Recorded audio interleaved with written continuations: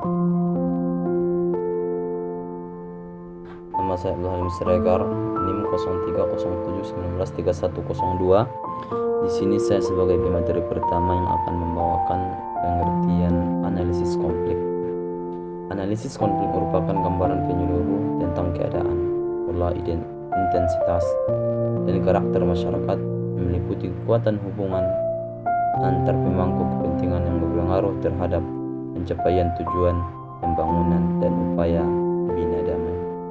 Kajian dinamika konflik adalah serangkai kegiatan pengumpulan, pengolahan, dan formulasi data keadaan masyarakat yang meliputi pemahaman konteks, interaksi, intervensi, pelaku masalah, dan rangka perumusan program pembangunan. B. Prinsip-prinsip dalam analisis konflik. Yang pertama, analisis terhadap isu dan fenomena konflik yang terjadi. Partisipasi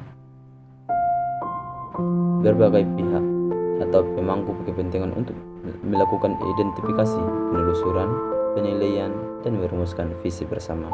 C. Analisis konflik harus menguji konteks pengembangan secara komprehensif, mencakup aspek sosial, ekonomi, politik, sumber daya alam, dan isu-isu global. D. Kondisi psikologis pihak-pihak yang berkonflik merupakan aspek penting dalam pengelolaan konflik.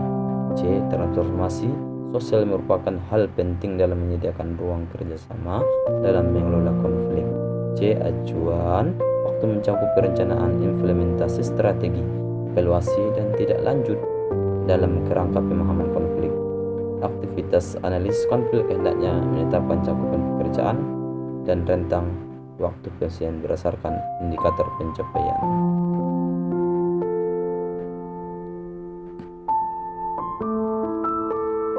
Sekian dari saya sebagai pemateri.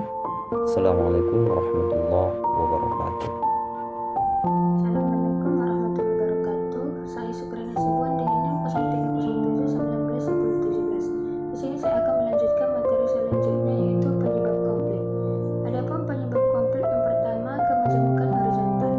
Kemajemukan horizontal adalah struktur masyarakat yang majemuk secara kultural seperti suku, bangsa, agama, ras, dan majemuk secara sosial dalam arti perbedaan pekerjaan dan profesi. Yang kedua, kemajemukan vertikal, yang artinya struktur masyarakat yang terpolarisasi berdasarkan kekayaan pendidikan dan kekuasaan. Akar penyebab konflik: yang pertama, perbedaan antar individu; yang kedua, bantuan antar kepentingan baik secara ekonomi ataupun politik; yang ketiga, perubahan sosial; yang keempat, perbedaan kebudayaan yang mengakibatkan adanya perasaan in-group dan output group yang biasanya diikuti oleh sikap etnosentrisme kelompok, yaitu sikap yang ditunjukkan kepada kelompok lain bahwa kelompoknya adalah paling baik, ideal, beradab di antara kelompok lain. Sumber konflik organisasi: yang pertama, komunikasi; yang kedua, keanekaragaman; yang ketiga, persaingan. Adapun penyebab konflik antar kelompok: yang pertama, ketergantungan kerja; yang kedua, perbedaan sasaran; yang ketiga, perbedaan persepsi. Sumber konflik dalam lembaga pendidikan ada 5. Yang pertama, lingkungan eksternal yang senantiasa berkembang pesat dan penuh ketidakpastian menurut tanggapan anggota lembaga pendidikan untuk memiliki kemampuan, sikap, dan kekuatan dalam mencapai tujuan organisasi. Yang kedua, ukuran atau size. Ketika ukuran sebuah lembaga pendidikan semakin besar, misalnya pada sebuah perguruan tinggi, bagian-bagian lembaga pendidikan pun akan dibagi menurut bagian fakultas atau jurusan. Yang ketiga, teknologi. Penerapan teknologi akan meningkatkan interaksi antar bagian dalam sebuah lembaga pendidikan, dan dalam proses interaksi tersebut akan terjadi konflik. Yang keempat, tujuan atau goals. Lembaga pendidikan diimplementasikan dan menjadi panduan bagi individu yang terlibat di dalamnya. Yang kelima, struktur organisasi lembaga pendidikan idealnya dapat memudahkan koordinasi dan proses kontrol. Sekian, terima kasih. Wassalamualaikum warahmatullahi wabarakatuh. Bismillahirrahmanirrahim. Nama saya Rafida Batubara. Di sini saya sebagai pemateri yang terakhir, yaitu membahas tentang alat bantu dalam analisis konflik.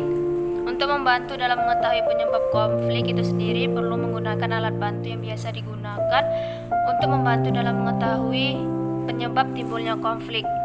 Tujuan penggunaan alat bantu tersebut ialah agar mempermudah, mempercepat, dan menyelesaikan konflik tersebut sehingga konflik tersebut tidak semakin melebar dan cepat terselesaikan dengan baik. Ketahui konflik tidak bisa dihindari, akan tetapi ada beberapa langkah yang bisa dilakukan para manajer untuk menghindari konsekuensi terjadinya konflik negatif di antara orang-orang dalam suatu organisasi. Di antaranya menurut Wibowo tahun 2011 adalah yang pertama, menyetujui lebih dahulu proses pembuatan keputusan sebelum timbul konflik. Dua, memastikan bahwa setiap orang tahu bidang tanggung jawab, kewenangan dan akuntabilitasnya secara spesifik sehingga tidak ada alasan bagi terjadinya perbedaan yang mengakibatkan konflik. Yang ketiga, mengenali pokok pangkal konflik dari kesalahan sistem organisasi. 4. Mengenali reaksi emosional terhadap konflik. Dan yang kelima, mempertimbangkan bagaimana cara menghindari masalah yang dapat menimbulkan konflik daripada hanya sekedar memarahinya. Dan yang terakhir, memahami bahwa konflik tidak akan hilang dengan mempercayai bahwa sebenarnya konflik tersebut tidak ada.